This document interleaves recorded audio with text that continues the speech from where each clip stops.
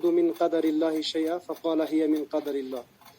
وقال تعالى بسم الله الرحمن الرحيم وهو الذي يرسل الرياح بشرا بين يدي رحمته حتى إذا أقلت سحابا ثقالا سقناه لبلد ميت فأنزلنا به الماء فأخرجنا به من كل الثمرات. وقال تعالى وما أنزل الله من السماء من ماء فأحيا به الأرض بعد موتها. وقال تعالى قاتلوهم يعذبهم الله بأيديكم. وقال تعالى ونحن نتربص بكم أن يصيبكم الله بعذاب من عنده أو بأيدينا فكيف لا يشهد الدليل. وقال تعالى وينجي الله الذين اتقوا بمفازاتهم. وقال تعالى كلوا واشربوا هنيئا بما أسلفتم في الأيام الخالية. وقال تعالى ادخلوا الجنة بما كنتم تعملون. وقال تعالى إن تتقوا الله يجعل لكم فرقانا. وقال تعالى ومن يتق الله يجعل له مخرجا ويرزقه من حيث لا يحتسب. وقال تعالى فبما رحمة من الله لنت لهم. وقال تعالى فبظلم من الذين هادوا حرمنا عليهم طيبات أحلت لهم وبصدهم عن سبيل الله كثيرا وأخذهم الربا وقد نهوا عنه وأكلهم أموال الناس بالباطل. وقال تعالى فأهلكناهم بذنوبهم وأمثال ذلك في القرآن كثير. فكيف يمكن أن يشهد أن الله لم يجعل على توحيده دليلا ولا للنجاة من عذابه وسيلة ولا جعل لما يفعله بالمتوكل سببا وهو مسبب الأسباب وخالق كل شيء بسبب منه لكن الأسباب كما قال فيها أبو حامد وأبو الفرج ابن الجوزي الالتفات إلى الأسباب أبو الفرج ابن الجوزي الالتفات إلى الأسباب شرك في التوحيد والإعراض عن الأسباب بالكلية قدح في الشرع. یہاں تک آپ دیکھو اس میں ایک حدیث ہے جو دوائی کے بارے میں ہے کہ انسان جو ہے وہ فی السنن عنہ صلی اللہ علیہ وسلم انہ قیل له سنن میں یہ نبی صلی اللہ علیہ وسلم سے مروی ہے کہ ان سے کہا گیا ارایت ادویۃ نتداوی بها، آپ کا کیا خیال ہے ان دوائیوں کے بارے میں، ادویہ کے بارے میں جس سے ہم علاج کرتے ہیں، اور وقد نسترقی بها، اور ان جو ہے جھاڑ پھونک کے بارے میں جس سے ہم جھاڑ پھونک کرتے ہیں، دم کرتے ہیں، وتقاتا نتقیها، اور اس طرح سے وہ پرہیز جس سے ہم پرہیز کرتے ہیں، هل ترد او ترد من قدر اللہ شیئا، کیا یہ اللہ کی تقدیر کو روکتے ہیں؟ فقال هي من قدر اللہ، تو آپ صلی اللہ علیہ وسلم فرمائے یہ بھی اللہ کی تقدیر سے ہے کہ اللہ نے مقدر کر کے رکھی ہے کہ ہم دوائی لیں گے، اس کو دوائی کھائیں گے، اس سے ہمیں شفا ملے گی، اور ہم جھاڑ پھونک کریں گے، دم کریں گے، اس سے ہمیں شفا ہوگی، اور ہم پرہیز کریں گے، بچیں گے بیماری سے، یہ بھی اللہ کے تقدیر میں ہے، اس سے تقدیر جو ہے رد نہیں ہوتی ہے۔ اب اس کے بعد یہ یہاں پر اس بات پر دلالت کر رہا ہے کہ عمل کرنا ہے، انسان کو عمل کہنے کا مطلب ہے کہ انسان کو اسباب اختیار کرنے ہیں، اور یہ سارے دلائل یہاں پر ہے۔ صوفی نے کہا تھا کہ سبب جو ہے اسباب نہیں رکھنے ہیں، اسباب کو چھوڑ دینا ہے، انہوں نے اس کو توحید ربوبیت کی تعریف کی، جس کو توحید الخاصہ کہا کہ اسباب ہمیں اختیار نہیں کرنے ہیں۔ تو وہاں اس کے ارادے میں یہ سارے چیز آئی ہے کہ بخاری مسلم کے اندر حدیث ہے، بخاری کے اندر حدیث ہے، پھر سنن میں حدیث ہے کہ دوائی استعمال کرنی ہے۔ یہ ساری چیزیں اس بات پر دلالت کر رہا ہے کہ ہمیں اسباب اختیار کرنے ہیں، پھر اس کے بعد اللہ پر ہمیں توکل کرنا ہے۔ بغیر اسباب کے ہم توکل جو ہے نہیں وہ صحیح نہیں ہوگا۔ تو اس کے مقابلے میں اسی کے لیے جو ہے انہوں نے یہاں پر آیات ذکر کیا، یہ ساری، اس میں سے آپ جو ہے یہاں پر ایک آیت لیجئے یا دو لیجئے، آپ اس کو جو ہے بطور دلیل پیش کر سکتے ہیں کہ اسباب اختیار کرنا ضروری ہے، انسان کو عمل کرنا ہے، عمل کے بغیر کچھ نہیں ہوگا۔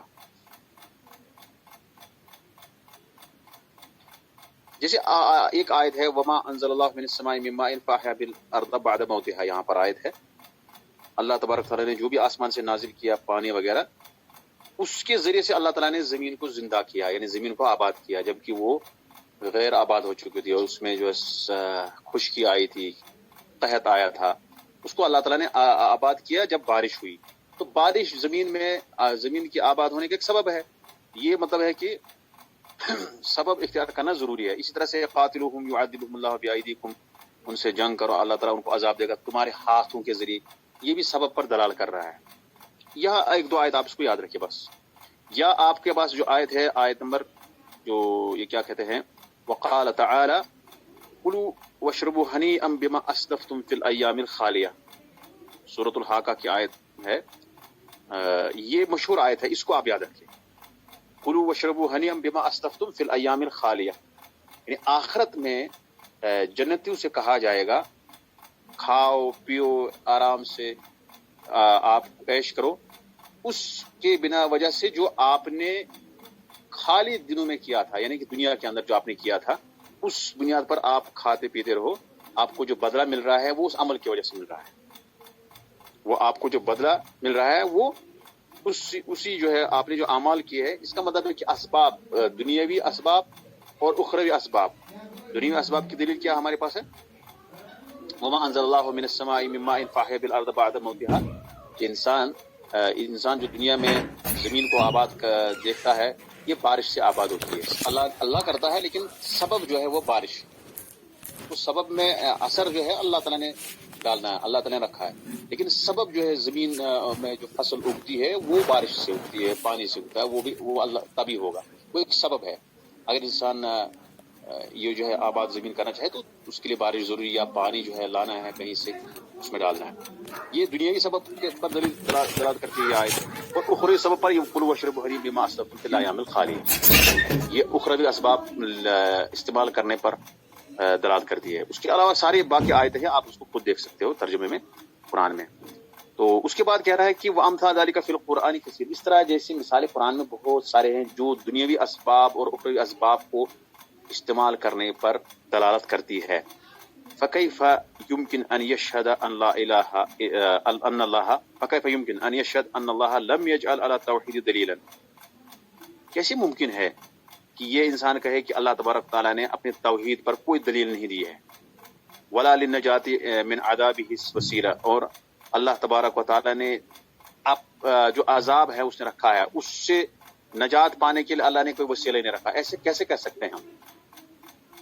ایسا تو ناممکن ہے. یہ ساری احادیث اور یہ آیات اس پر، اس کے علاوہ اور بھی قرآن میں بہت ساری آیات ہیں جو اس پر دلالت کرتے ہیں کہ ہمیں توحید کے لیے اللہ تبارک تعالیٰ نے جو ہے دلیل دی ہے، اس کو ہمیں دلیل کے اعتبار سے ہم توحید مانیں گے. ایسے نہیں کہ بھئی اپنے اعتبار سے ہم بنائیں گے توحید کو. فَكَيْفَ يُمْكِنُ أَنْ يَشْهَدَ أَنَّ اللَّهَ لَمْ يَجْعَلْ عَلَى التَّوْحِيدِ دَلِيلًا، کیسے یہ ممکن ہے کہ انسان کہے کہ اللہ تبارک تعالیٰ نے اپنی توحید پر کوئی دلیل نہیں ہمیں دی ہے، کوئی دلیل نہیں نازل کی ہے. وَلَا لِلنَّجَاةِ مِنْ عَذَابِهِ وَسِيلَةً، اور نہ اللہ تبارک تعالیٰ نے اپنے عذاب سے نجات پانے کے لیے کوئی وسیلہ نہیں رکھا ہے. ایسا ناممکن ہے تصور کرنا. وَلَا جَعَلَ لِمَا يَفْعَلُهُ بِالْمُتَوَكِّلِ سَبَبًا، اور نہ ہی اس نے وہ بنایا جو انسان وہ کرتا ہے توکل کرنے والے کے ساتھ سبب، یعنی جو اللہ تبارک تعالیٰ نے جو بھی توکل کرنے والے کو بغیر سبب کے اللہ تبارک تعالیٰ نے اس کو توکل کرنے کی اجازت نہیں دی ہے، بلکہ اللہ جو ہے تبارک تعالیٰ کہتا ہے کہ نہیں، آپ کو سبب اختیار کرنا ہے، اس کے بعد توکل کرنا ہے. وَهُوَ مُسَبِّبُ الْأَسْبَابِ، اللہ تبارک تعالیٰ اسباب کو پیدا کرنے والا ہے، وہی سبب کرنے والا ہے اسباب کا. وَخَالِقُ كُلِّ شَيْءٍ بسبب منہ، اللہ تبارک تعالیٰ ہر چیز کو پیدا کرنے والا ہے اپنے سبب کے ذریعے سے. لیکن الاسباب کما قال فیہا ابو حامد الغزالی، ابو حامد الغزالی جیسے، لیکن اسباب جو ہے جیسے ویسے ہی ہمیں دیکھنا ہے جیسے ابو حامد الغزالی رحمہ اللہ و ابو الفرج ابن الجوزی اور ابن الجوزی رحمہ اللہ نے کہا. کیا انہوں نے کہا کہ ان کی مشترکہ عبارت ہم اس کو مان سکتے ہیں، الالتفات الى الاسباب شرک فی التوحید، توحید میں اسباب کی طرف متوجہ ہونا شرک ہے. والاعراض عن الاسباب بالکلیت قدح فی الشرع، اور اسباب سے روگردانی کرنا، اسباب کو اگنور کرنا، چھوڑ دینا کلی طور پر یہ شریعت میں ایک قدح ہے، شریعت میں ایک کیا کہتے ہیں، ایک آنچ مانی جائے گی شریعت کے اندر. شریعت میں یہ بالکل کیا کہتے ہیں، یہ ایک خرابی مانی جائے گی. شریعت پر یہ دھبا ہے اگر کوئی اس طرح سے سمجھتا ہے. ہمیں نہ اسباب پر بھروسہ کرنا ہے اور نہ ہی ہمیں اسباب کو چھوڑ دینا ہے. اسباب اختیار کرنے، اس کے بعد جو ہے اللہ پر جو توکل کرنا ہے. یہ ان دونوں کے بیچ میں توکل کی تعریف ہو جاتی ہے. الالتفات الى الاسباب شرک فی التوحید، توحید میں اسباب کی طرف متوجہ ہونا یہ شرک ہے. والاعراض عن الاسباب بالکلیت قدح فی الشرع، شریعت میں اسباب کو چھوڑ دینا کلی طور پر یہ شریعت کے اندر ایک قدح مانا جائے گا، یہ ایک فاسد چیز مانی جائے گی۔ اب خود ہی کہہ رہا ہے کہ توکل کس کو کہتے ہیں؟ وہ توکل یلتئم من معنی التوحید والعقل والشرع، کہتا ہے توکل جو ہے یہ کہاں سے جمع ہوتا ہے؟ یلتئم ہوتا ہے جمع ہونا، مل جل کر بنتا ہے، اس کو کہتے ہیں التئام، جیسے اجتماع کہتے ہیں اس طرح التئام کے معنی میں ہے، التئم یلتئم، التئام، اجتماع یجتمع، اجتماع اس طرح سے۔ وہ توکل یلتئم من معنی التوحید، توکل جو ہے وہ جمع ہوتا ہے توحید کے معنی سے، عقل سے اور شریعت سے، تینوں چیزوں سے توکل جو ہے وہ شروع ہوتا ہے۔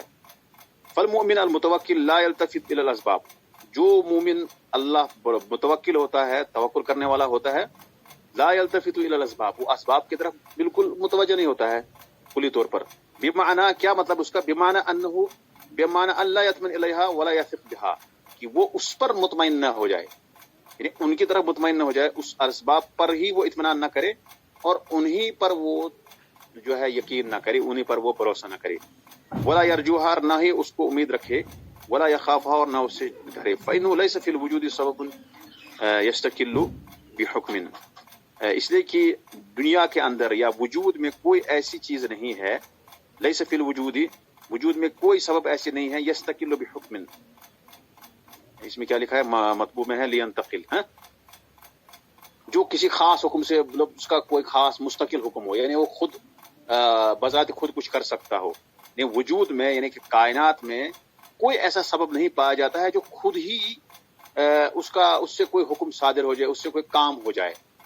بل کل سبب فہو مفتقر الی امور اخری تضم الیہ، بلکہ ہر سبب وہ محتاج ہے ایسی چیزوں کا، امور ہوتا ہے چیزیں یہاں پر مراد، یعنی ایسے امور کا، دوسرے امور کا، تضم الیہ، جو اس کے ساتھ ملتی ہے، اس سبب کے ساتھ۔ خالی سبب پر آپ توکل کریں گے، خالی سبب پر آپ بھروسہ کریں گے، یقین کریں گے، اطمینان رکھیں گے، ایسا نہیں ہے، بلکہ توکل جو ہے توحید، عقل، شریعت، ان تینوں چیزوں کا ایک مجموعے کا نام ہے۔ آپ کو اس میں ساری چیزوں کو دیکھ کر جو ہے توکل کرنا پڑے گا۔ پورا بھروسہ آپ کو اللہ پر کرنا ہے، اور عقل جو ہے سے بھی ہمیں یہ پتہ چلتا ہے، اور شریعت بھی ہمیں یہ بتا رہا ہے کہ نہیں ہمیں اس طرح سے کرنا ہے۔ تو وہ یہ کہہ رہا ہے کہ بل کل سبب فهو مفتقر الى امور اخرى تضم الیہ، ہر سبب اس کو ضرورت پڑتی ہے دوسری چیزوں کی، جہاں ہم جن چیزوں کو ہم اس سبب کے ساتھ ملاتے ہیں تبھی کوئی کام ہو سکتا ہے۔ کوئی کام کرنے کے لیے انسان کہاں نکلا، کوئی کام انسان کر رہا ہے دنیا میں، اس کے لیے سبب اختیار کرنا بہت ضروری ہے، لیکن سبب پر پورا بھروسہ کرنا یہ توحید کے منافع ہے۔ توحید میں شرک کیسے ہے؟ اس اعتبار سے کہ اگر کوئی شخص سبب پر ہی بھروسہ کرے گا، اللہ کا اثر، اللہ کا دخل اس میں نہیں مانے گا، وہ اللہ کے افعال، فعل کو اس میں نہیں مانے گا، اللہ وہ کہے گا کہ اللہ کا اس فعل اس میں ہے ہی نہیں، یعنی اللہ کا اس میں کوئی دخل نہیں ہے، یہ اس کو چھوڑ دے گا، اس کا انکار کرے گا، کہے گا کہ جو کچھ ہوگا اس سے ہوگا۔ یہاں سے اگر میں گاڑی میں بیٹھوں گا، میں جموں جانا ہے مجھے، یا جہاز میں جانا ہے، یہ سبب ہے، جہاز یا گاڑی ایک سبب ہے، اب اسی پر میں بھروسہ کروں گا۔ کوئی کہے گا کہ بھائی اگر جہاز نہیں ہوتا تو میں نہیں پہنچتا، اللہ کو چھوڑ دے گا، اللہ کا اس میں اثر دخل نہیں مانے گا، اللہ کی مشیت اس کو اس میں داخل نہیں کرے گا، اس کے اعتقاد میں نہیں لائے گا، تو وہ اس اعتبار سے شرک مانا جائے گا۔ ہاں اگر وہ توحید سبب کو نہیں مانتا، سبب کو مانتا ہے، کہتا ہے کہ میں اس جہاز کی وجہ سے ہی پہنچا یا گاڑی کے ذریعے پہنچا، نہیں تو میں کیسے پہنچ سکتا تھا، اور وہ بھول جاتا ہے، تو اس میں وہ بڑے گناہ کا مرتکب ہو گیا۔ ہاں البتہ وہ شخص صحیح موحد مانا جائے گا جو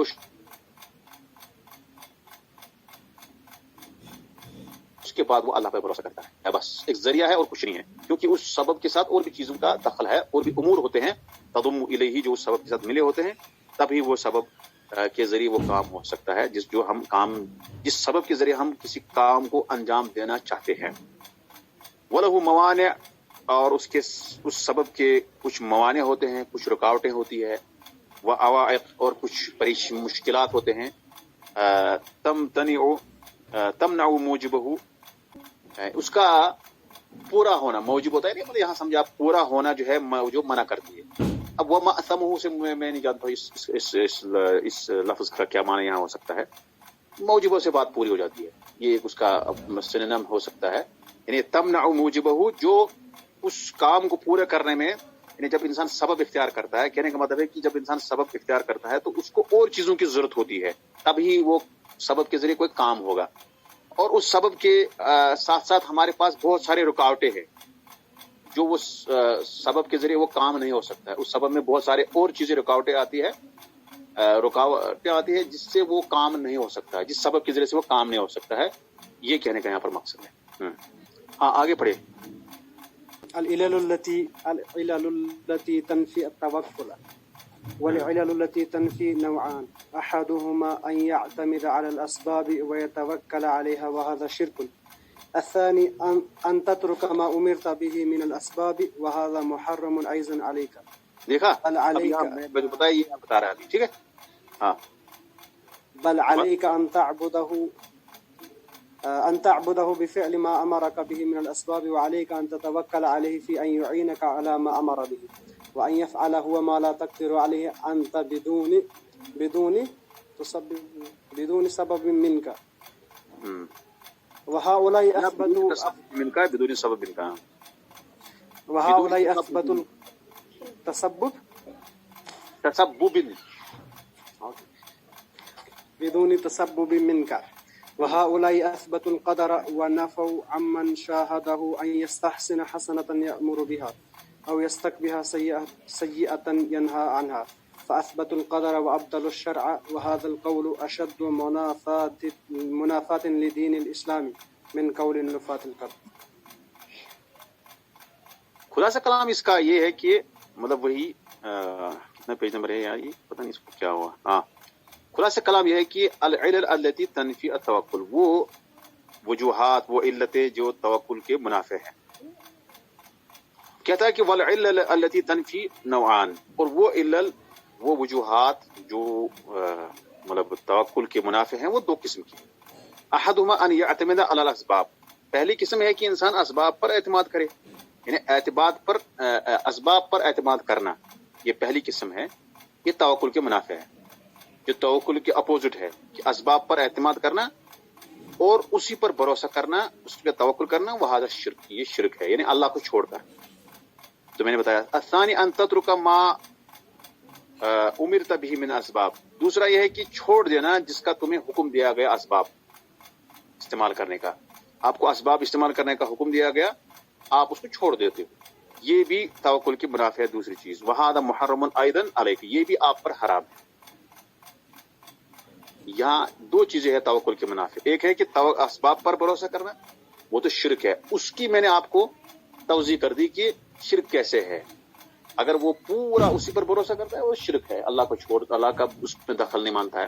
اگر تھوڑا سا وہ مانتا ہے، بھول جاتا ہے، وہ اللہ کا اس میں مشیت کو بھول جاتا ہے، تو وہ پھر کبیرہ گناہ مانا جائے گا، وہ شرک نہیں مانا جائے گا. یہ وہ اس میں نے آپ کو پہلی جو قسم یہاں پر ہے اس کی تفصیل جزیات میں نے بتایا آپ کو. دوسرا جو توکل کی منافع دو چیزیں ہیں، وہ یہ ہے کہ ان تترک ما امرت به من اسباب، کہ آپ اسباب کو چھوڑ دو، اسباب اختیار نہیں کرو گے، یہ بھی آپ پر حرام ہے. بل علیہ کا اب متوسط چیز کیا ہے، وسطیہ کیا ہے، یعنی درمیانی چیز کیا ہے جو شریعت نے آپ کو حکم دیا. بل علیہ کا، بلکہ آپ پر واجب ہے، ان تعبدہ بفعل ما امرک به من اسباب، کہ آپ اللہ کی عبادت کرو. آپ پر اللہ تعالیٰ کی عبادت کرنا واجب ہے. ایسا آپ کرو جو اس انداز سے کہ جو آپ نے اللہ نے آپ کو اسباب اختیار کرنے کا حکم دیا اس کو اپناتے ہوئے.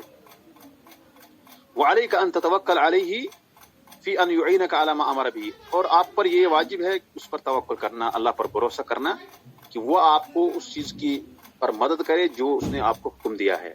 وان یفعل هو ما لا تقدر علیہ، اور آپ کو یہ بھی یقین رکھنا ہے کہ اللہ تعالیٰ وہ کرے گا، وہ اس اللہ تعالیٰ جو ہے کرتا ہے یا وہ کرے گا جو تم جس کی طاقت نہیں رکھتے ہو، بغیر اس میں آپ کا اس میں کوئی دخل نہیں ہے. وہ ہے اللہ کی مشیت، یعنی آپ کا اس میں اللہ تبارک تعالیٰ آپ کو توکل کرنا ہے، آپ کو بھروسہ کرنا ہے اللہ پر اسباب اختیار کرنے کے بعد.